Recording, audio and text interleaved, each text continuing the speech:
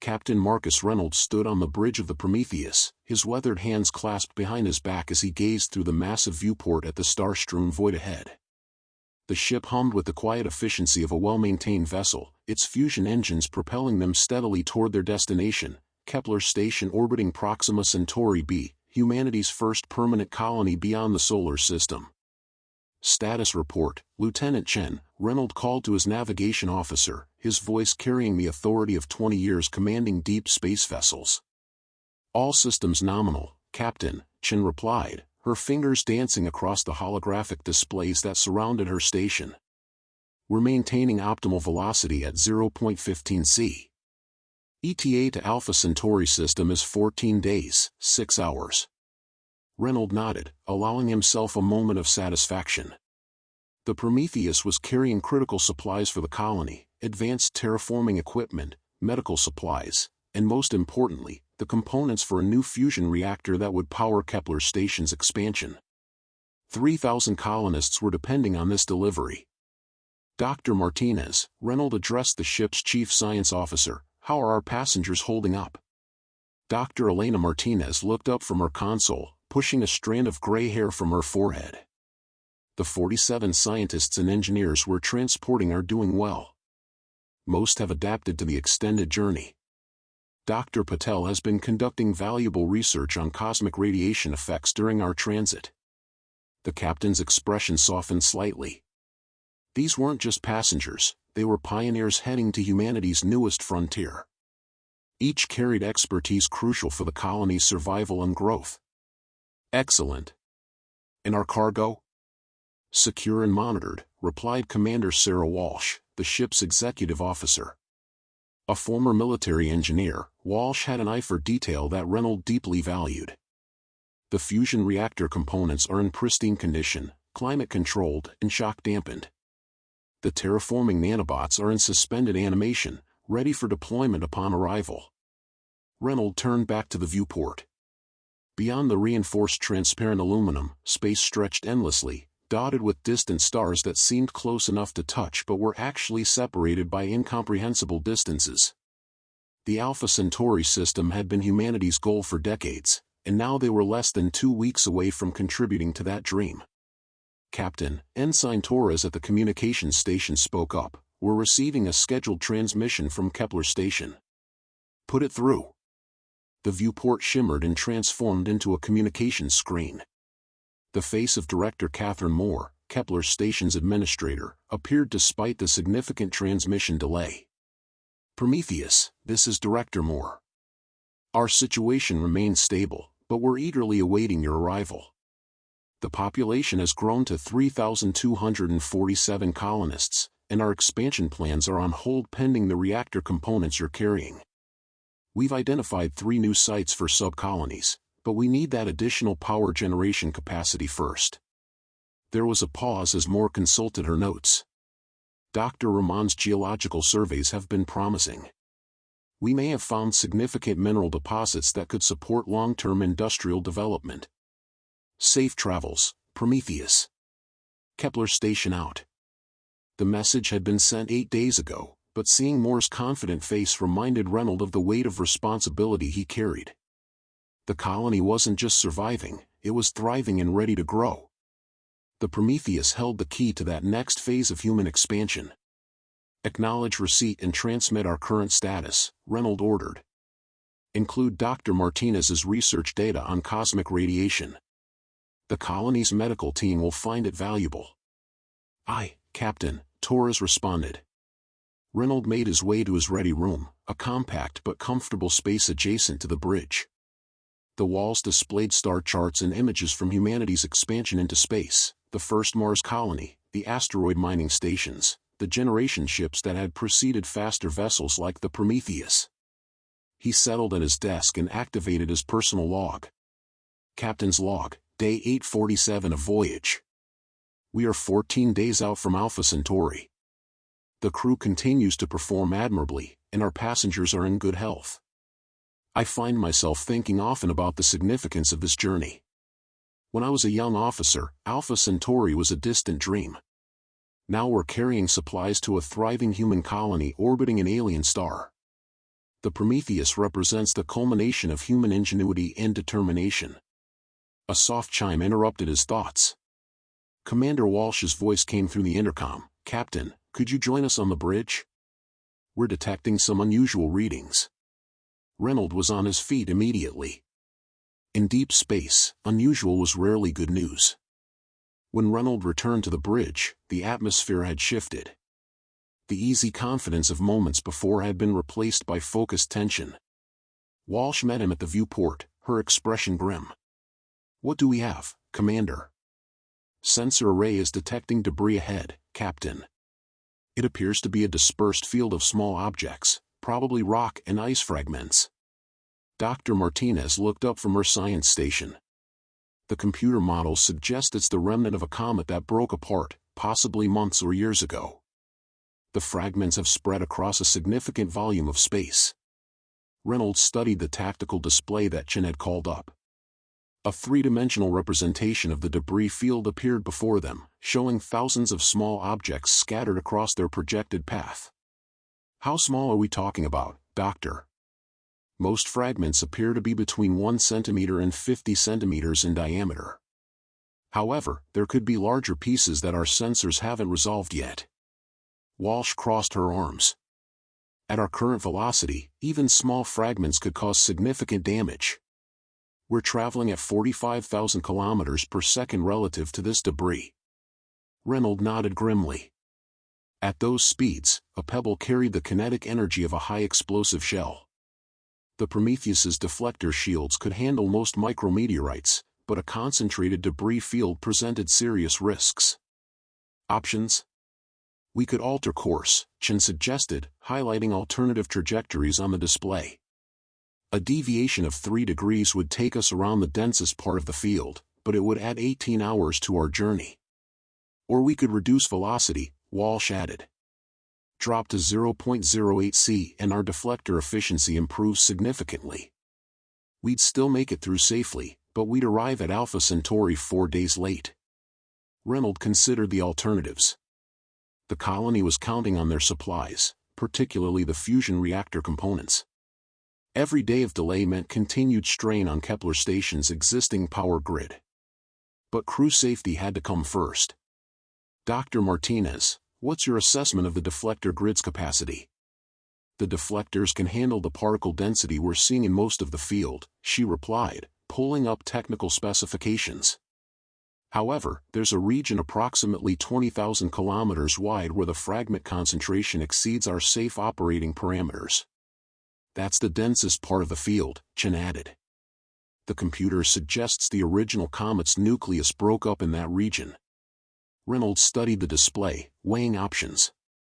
The Prometheus was built for this kind of journey, with redundant systems and robust shielding. But no ship was invulnerable. "Commander Walsh, what's the status of our collision armor?" "Deployed and functioning normally. The ablative plates can absorb significant impact energy, but they're not designed for sustained bombardment." A new voice joined the conversation. "Captain?"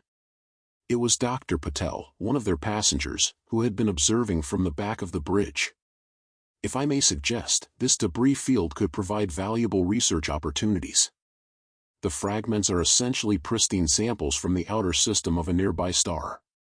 The scientific value could be considerable." Walsh shot him a sharp look. "Doctor, with respect, scientific value won't help us if we're blown apart by hypervelocity impacts." Reynold held up a hand. "Thank you, Dr. Patel. We'll consider the research opportunities, but our first priority is safe passage." He turned back to his officers. "Navigation, plot a course that skirts the densest regions. We'll maintain velocity but take the longer route around the worst concentrations." "Aye, Captain," Chen acknowledged, her hands working quickly across her controls. "All stations, general alert," Reynold announced. "We'll be transiting a debris field over the next 6 hours. Deflector shields to maximum, collision protocols in effect." The bridge lighting shifted to a subtle amber hue, indicating heightened alert status. Throughout the ship, the crew would be securing loose equipment and ensuring all passengers were in safe locations. For the next hour, the Prometheus flew steadily through increasingly dense regions of the debris field. The deflector shields worked continuously, vaporizing small fragments and deflecting larger ones. Occasional impacts against the collision armor created brief vibrations that traveled through the ship's hull. "Field density is increasing," Dr. Martinez reported. "We're approaching the edge of the high concentration zone." Reynolds watched the tactical display as thousands of small contacts moved past them. Most were safely deflected, but the strain on the ship's systems was evident in the power consumption readings. Engineering reports deflector grid operating at 92% capacity, Torres announced. "Still within normal parameters," Walsh noted, but her voice carried a hint of concern. Then Chen's voice cut through the bridge chatter. "Contact bearing 27 Mark 15. Large fragment, approximately 8 meters in diameter." Everyone's attention snapped to the tactical display. A single, much larger object appeared on the screen, its trajectory intersecting their path. "Time to impact?" Reynolds demanded. 47 seconds at current velocity and heading. "Can we deflect it?" Dr. Martinez was already running calculations. "Negative. Mass is too large for our deflector grid. We need evasive maneuvers. Helm, emergency course correction. Get us clear of that fragment." Chen's hands flew over her controls. Maneuvering thrusters firing. Altering course by 1.5 degrees. The Prometheus shuddered slightly as the powerful thrusters adjusted their trajectory. On the display, the predicted collision point shifted as the ship moved away from the large fragment's path. "Contact will pass at safe distance," Chen reported after several tense seconds. Reynolds felt the tension on the bridge ease slightly, but kept his attention on the tactical display. They weren't clear of the debris field yet. "Captain," Dr. Martinez called out, her voice tight with alarm, "I'm detecting multiple large fragments directly ahead. They're masked by the smaller debris signature." The tactical display updated, revealing a cluster of massive objects, each between 5 and 20 meters across, scattered directly in their path. The computer's projected trajectories painted a grim picture. There was no safe route through. "How many?" Walsh asked. "I count at least 7 large fragments, possibly more obscured by sensor shadows." Reynolds' mind raced through the possibilities. At their current velocity, the maneuvering thrusters couldn't provide enough course correction to avoid all the large fragments. Slowing down would take too long. They'd hit the first objects before they could decelerate significantly. "Time to contact with the first fragment?" 93 seconds, Chen replied. "Engineering, emergency power to deflector grid. Maximum output." The ship's chief engineer, Lieutenant Commander Rodriguez, responded immediately over the comm, "Captain, pushing the deflectors beyond rated capacity risks overload. We could lose the entire grid."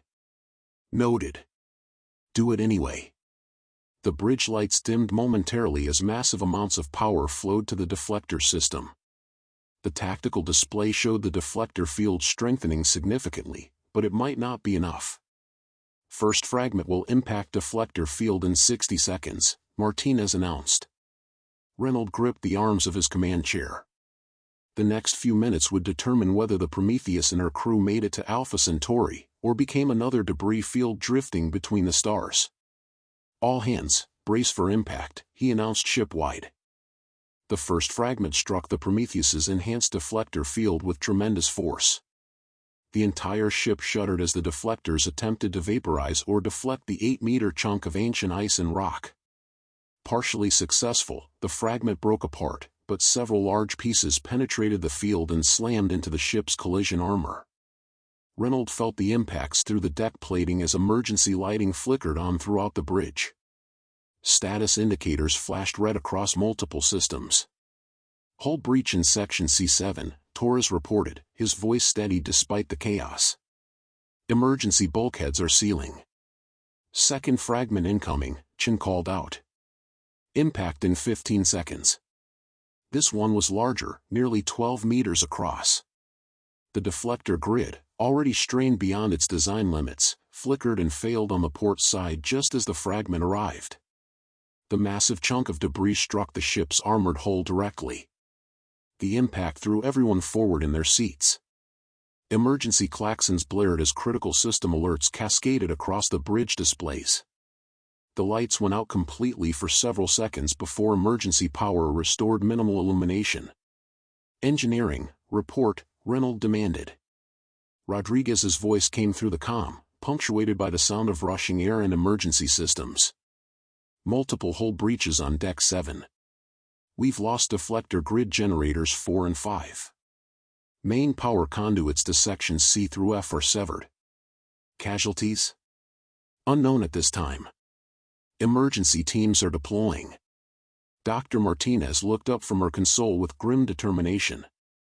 "5 more large fragments still incoming, Captain. The deflector grid is operating at 30% capacity."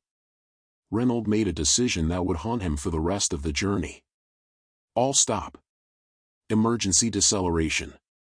Cut power to everything non-essential and route it to the remaining deflectors." "Sir, emergency deceleration will put enormous stress on the ship's structure," Walsh warned. "Less stress than being torn apart by debris," Reynolds replied grimly. The Prometheus shuddered violently as her main engines reverse thrust, fighting against 4.5 years of accumulated velocity. The artificial gravity fluctuated, creating moments of weightlessness followed by crushing acceleration. The third fragment, a 10-meter boulder of what appeared to be metallic ore, struck the weakened deflector field and punched through completely. It smashed into the ship's hull near the engine section, tearing through armor plating and penetrating deep into the interior. "Engineering section compromised," Rodriguez reported, his voice now strained. "We're losing atmosphere on multiple decks. Fusion reactor is stable, but secondary power systems are failing." The fourth and fifth fragments hit in quick succession. With the deflector grid nearly destroyed and the ship's velocity finally dropping to manageable levels, the impacts were less catastrophic but still devastating. Hull plating buckled and tore. Internal bulkheads failed. Emergency lighting flickered and died in entire sections of the ship. When the last fragment passed harmlessly by their reduced velocity trajectory, an eerie quiet settled over the bridge. Only the hum of emergency life support and the distant sound of damage control teams broke the silence. "Damage report," Reynolds ordered, his voice hoarse. Commander Walsh coordinated with damage control teams throughout the ship. Her face grew increasingly grave as reports came in. 23 hull breaches across 7 sections. We've lost 40% of our deflector grid capacity. Main power distribution is severely compromised. We're running on emergency power in most sections. Dr. Martinez consulted her instruments. Life support is stable but strained. We've lost atmospheric containment in approximately 30% of the ship. Temporary seals are holding, but they won't last indefinitely. The most devastating news came from engineering. "Captain," Rodriguez's voice was heavy with exhaustion, "the main engine array took a direct hit. 3 of our 5 fusion drive units are offline.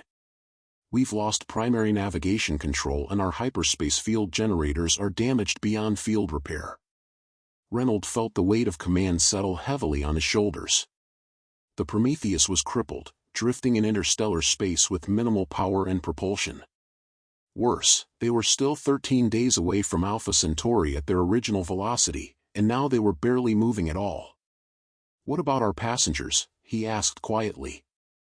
"All accounted for," Dr. Martinez replied. "Dr. Patel and his team were in the central research lab when we hit the debris field. That section held together. Minor injuries only, mostly from being thrown around during deceleration." "And our cargo?"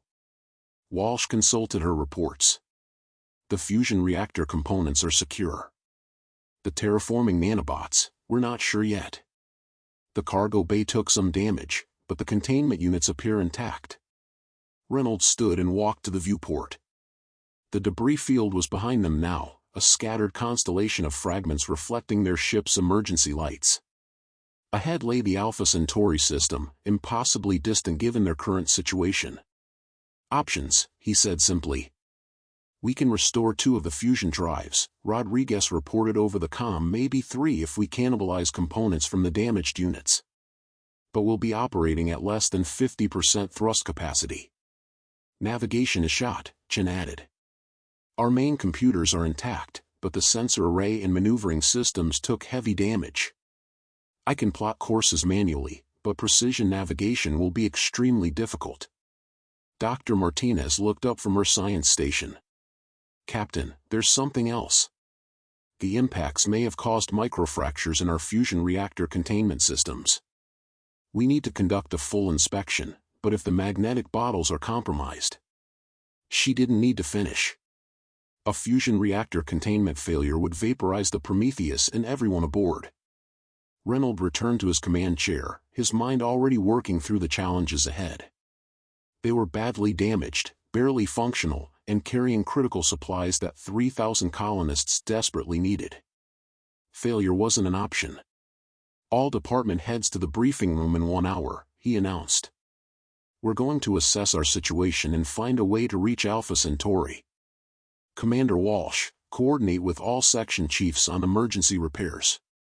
Dr. Martinez, I want a complete analysis of our life support capacity and duration.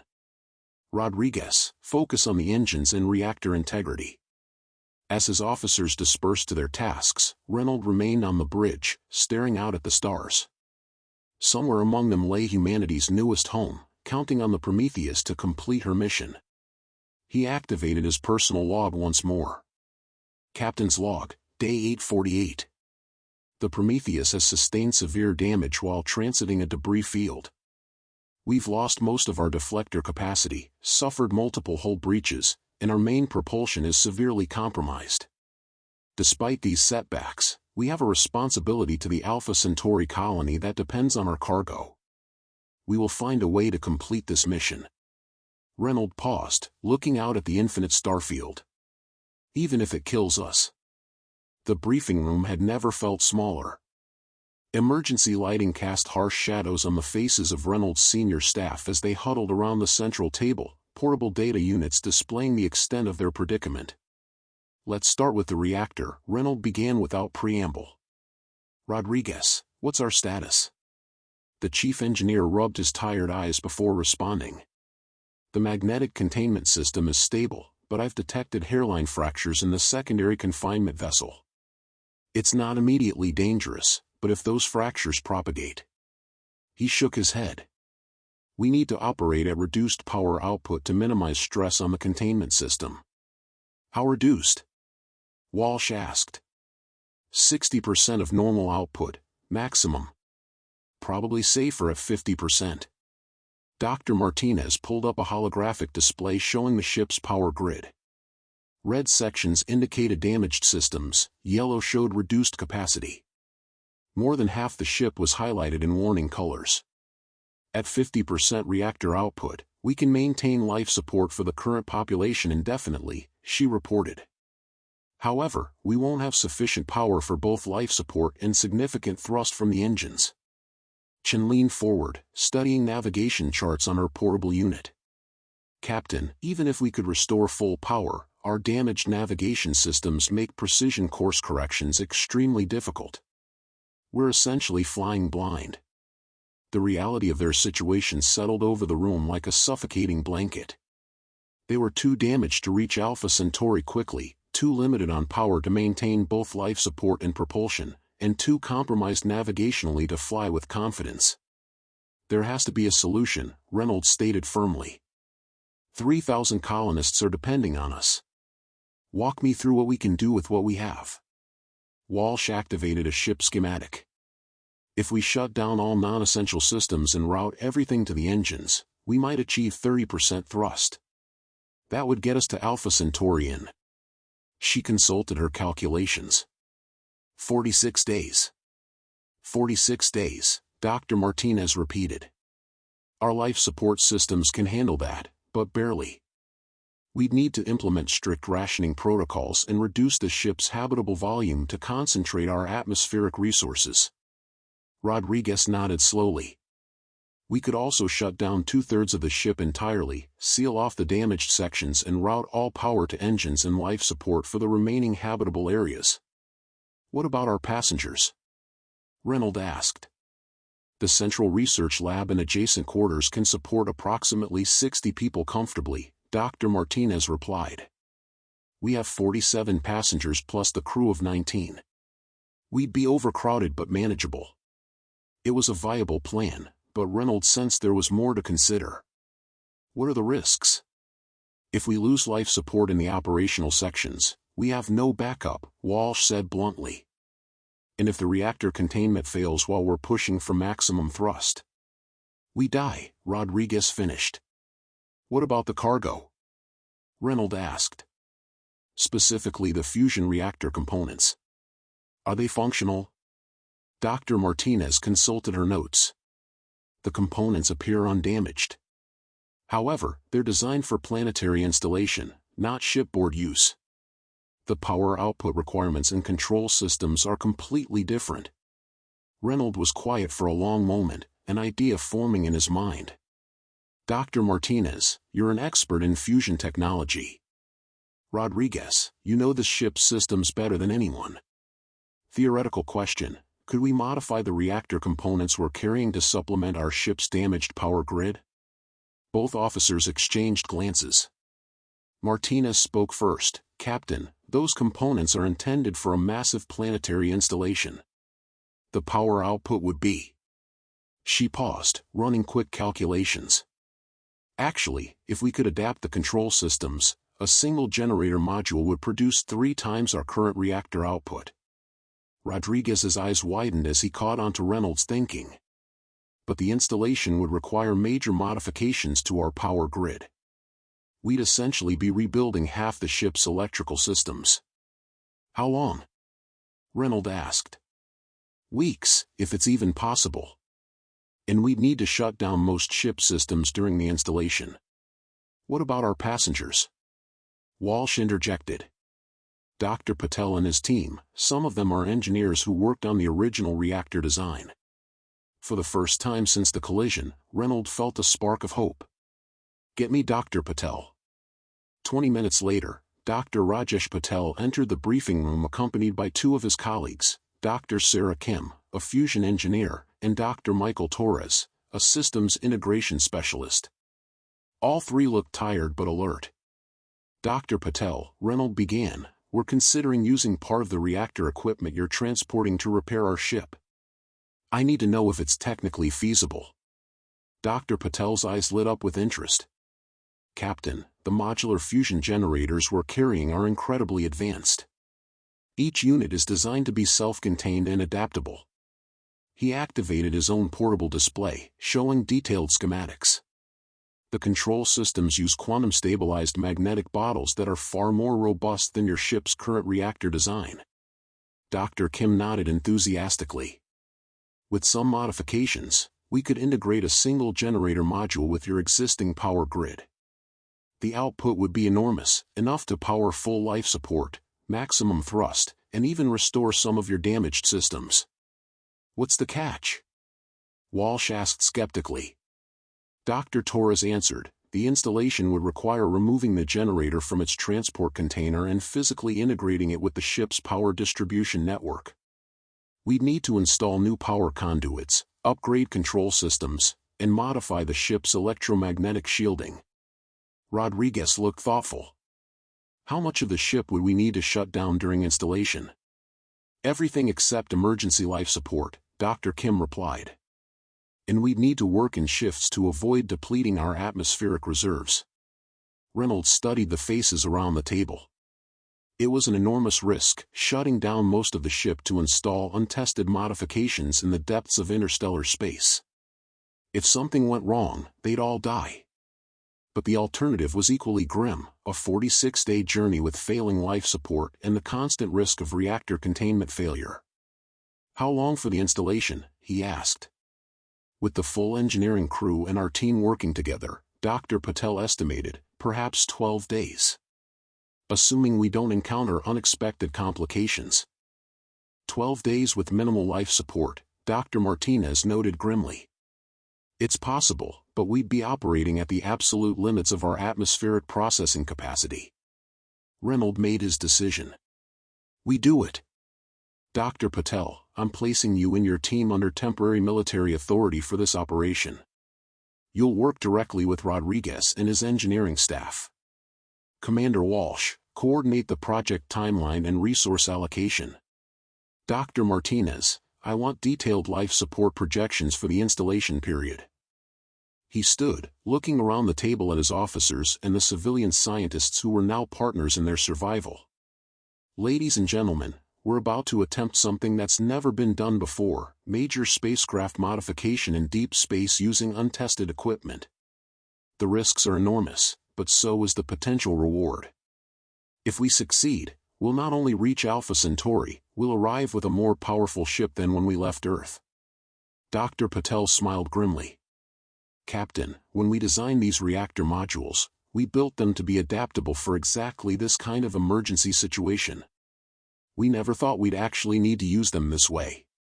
Then let's prove that human ingenuity can overcome any obstacle, Reynolds replied. We start tomorrow.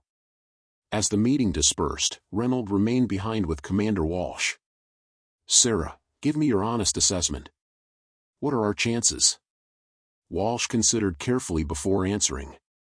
If everything goes perfectly, we'll have a faster, more powerful ship and reach Alpha Centauri ahead of schedule.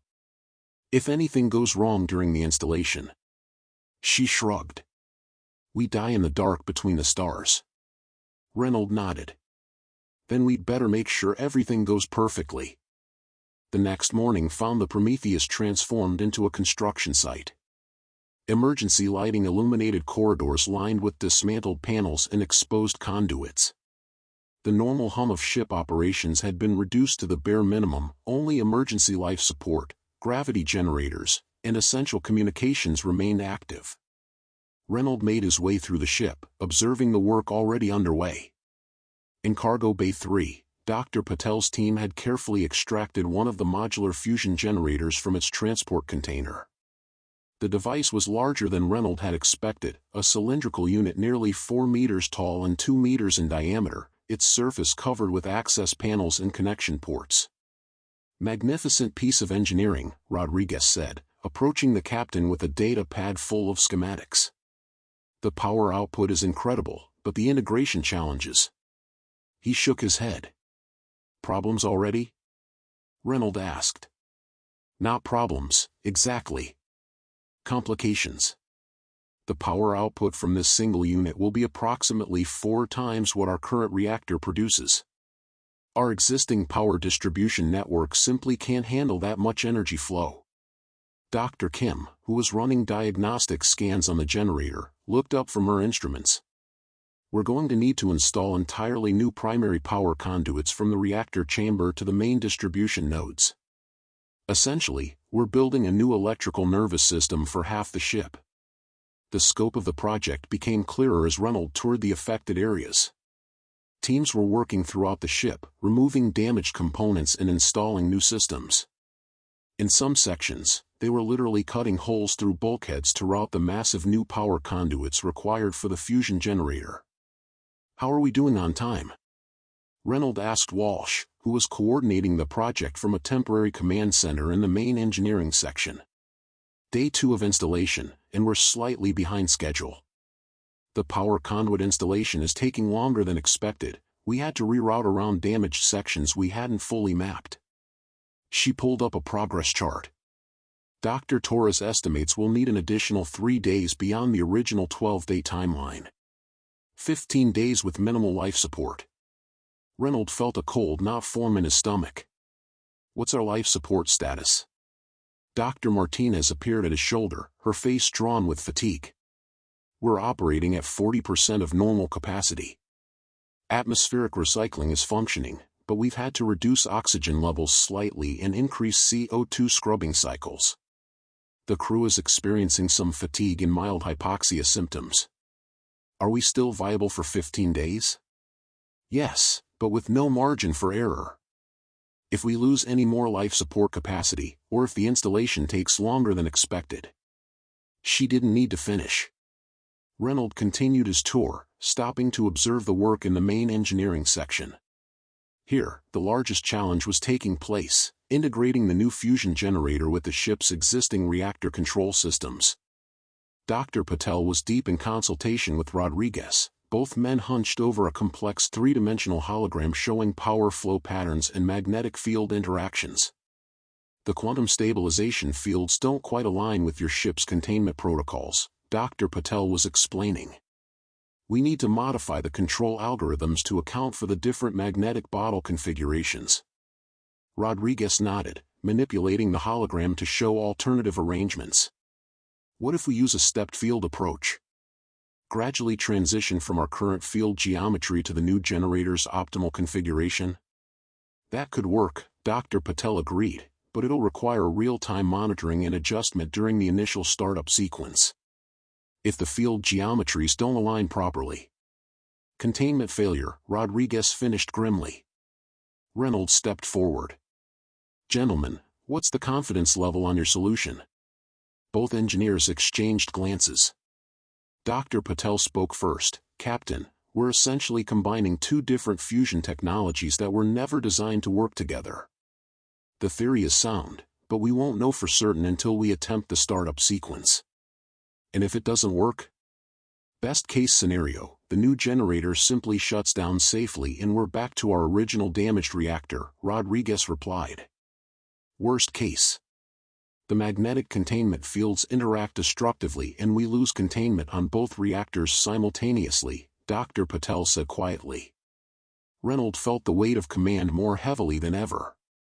They were gambling not just with their own lives, but with the critical supplies that Alpha Centauri desperately needed.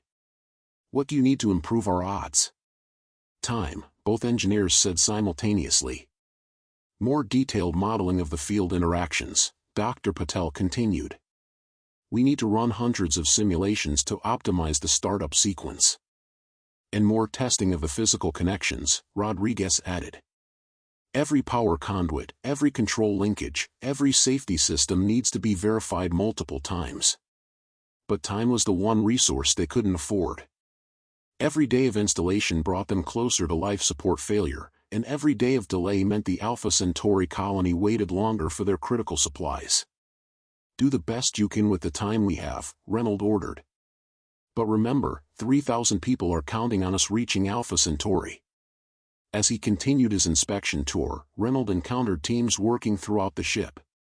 In Section C, engineers were installing new power conduits through areas still scarred from meteorite impacts.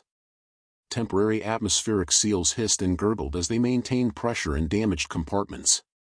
Dr. Torres approached him in Corridor 7, where a team was installing a massive power distribution node. Captain, we're seeing some unexpected challenges with the integration. The new generator produces power at a different frequency modulation than your ship's systems expect. What does that mean? We need to install frequency converters at multiple points in the power grid. It's adding complexity and installation time, but it's necessary for safe operation. Each new complication added time they didn't have and introduced additional points of potential failure. Reynolds began to wonder if they were attempting the impossible. On day 5 of the installation, their first major setback occurred. Captain to engineering, immediate, came Rodriguez's urgent call over the comm system. Reynolds arrived to find the engineering section filled with acrid smoke and the sharp smell of burned electronics. Emergency lighting flickered as damage control teams worked to contain what appeared to be an electrical fire. Report, Reynolds demanded. Power surge during a test sequence, Rodriguez replied, his face blackened with soot. One of the new power conduits overloaded and took out a primary distribution node. Dr. Kim looked up from her diagnostics equipment, her expression grim. The frequency conversion system malfunctioned. Instead of regulating the power flow, it amplified it. We're lucky the surge didn't travel back to the fusion generator itself. Damage assessment? 12 hours of work destroyed, Walsh reported. We need to rebuild the entire distribution node and install additional safety systems to prevent this from happening again. Dr. Patel stepped forward, his face heavy with responsibility. Captain, this is my fault. We underestimated the integration challenges between the new generator and your ship's systems. The frequency modulation is more complex than we initially calculated. Reynolds studied the damaged equipment, his mind racing through the implications. They were now looking at least 16 days for the installation, possibly longer if they encountered additional problems. Their life support reserves were already stretched to the breaking point. Options, he said simply. We could simplify the installation, Dr. Torres suggested. Instead of full integration with the ship's power grid, we could run the new generator in parallel with the existing reactor. Reduced efficiency, but much safer and faster to install. How much reduced efficiency? Reynolds asked. Maybe 60% of optimal power output, Rodriguez estimated. Still significantly more than our current damaged reactor, but not the fourfold increase we were hoping for. Dr. Martinez appeared in the engineering section, having heard the commotion. Captain, I've been monitoring our atmospheric reserves. We have perhaps 8 more days of life support at current consumption levels. If we can't complete the installation by then. The unspoken implication hung in the air. They would suffocate long before reaching Alpha Centauri. Reynolds made a command decision. We go with the parallel installation. Dr. Patel, how long for the simplified approach? 5 days, maybe 6, Dr. Patel replied after consulting with his team. Much less complex, much safer. Then that's our plan. Everyone back to work. We have 5 days to save this ship. As the teams dispersed to implement the revised plan, Reynolds remained in the engineering section, staring at the damaged equipment. Command meant making impossible decisions with incomplete information. He could only hope this decision was the right one.